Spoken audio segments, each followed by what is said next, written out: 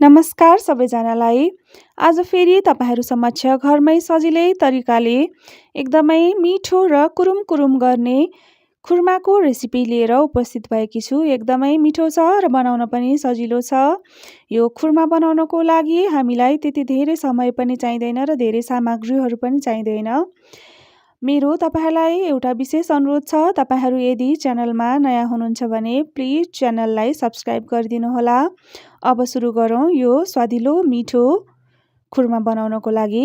मैले यसको लागि एक बाउल चाहिँ चामलको पिठो लिएँ, आधी बाउल सुजीको पिठो लिएँ र आधी बाउल नै मैले मैदाको पिठो पनि लिएकी छु। अब यो सबै पिठोमा धुलो गरी पिँधेर राखेको चिनीलाई पनि मिसाएँ। तपाईहरू स्वादअनुसार लिनुहोला। मैले 3 चम्चा चिनी लिएकी छु र मैले ठुलो चम्चाको 2 चम्चा घिउ पनि लिएकी छु। तपाईहरू पनि घिउ राख्नुहोला। तेल राख्नुभन्दा घिउ राख्दाखेरि यो खुर्मा धेरै मिठो र स्वादिलो हुन्छ। अब यो घिउ राखिसके पछाडि हामी यो पिठोलाई राम्रोसँग ड्राई नै एकचोटि राम्रोसँग मिक्स गर्छौँ।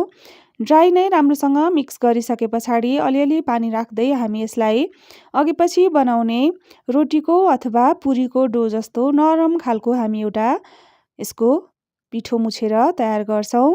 अब यसरी पिठो मुछेर राम्रोसँग तयार गर्नको लागि चाहिँ हामीले अलि समय लगाएर नै यसलाई मिची मुछेर तयार गर्नुपर्छ र यसलाई सकेसम्मको नरम र सफ्ट खालको डो बनाउनु पर्ने हुन्छ।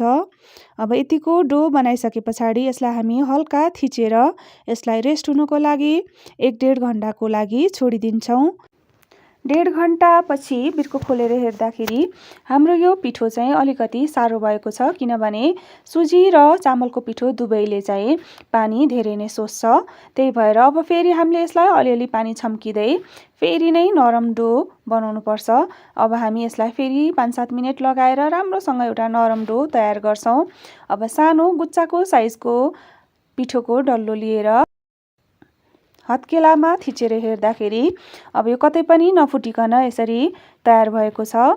अब हामी खुर्माको सेप बनाउनको लागि एउटा कार्टुनको पेपरलाई लिएर त्यसमा अलिअलि तेल लगाएर त्यसमाथि हामीले तयार गर्ने खुर्माको पिठोलाई हल्का हातले थिचेर पहिला तयार गर्छौँ। एकनासले सबैतिर भइसके पछाडि यसलाई बिस्तार पल्टाउँदै हामीले खुर्माको सेप तयार गर्नुपर्छ। हामीले खुर्माको सेप बनाउनलाई चाहिँ यसरी कार्टुनको पेपरलाई लिन पनि सकिन्छ भने फोर्कमाथि बनाउन पनि सकिन्छ। तर फोर्कमा बनाउनु भन्दा यो कार्टुनमाथि राखेर बनाउन चाहिँ सजिलो पनि हुन्छ र सेप पनि एकदमै राम्रो बन्छ र छिटो पनि हुन्छ। मैले सबै नै खुर्माहरूलाई यसै गरी यो कार्टुनमाथि राखेर यसलाई राम्रोसँग थिच्दै र बिस्तार रोल गर्दै यो सेप तयार गरेकी छु। तपाईहरू पनि यसै गरी नै बनाउनुहोला। मैले मसँग भएको सबै पिठोको यसै गरी पहिला खुर्माको सेपहरू बनाएँ। त्यसपछि मैले एउटा फलामको कराई बसालेर त्यसमा तेल तताउन राखेँ। यो तेल चाहिँ मध्यम तातिसके पछाडि यो धेरै तातेको तेल हुन हुँदैन। ठिक्क तातेको तेलमा चाहिँ मैले खुर्माहरू राखेँ।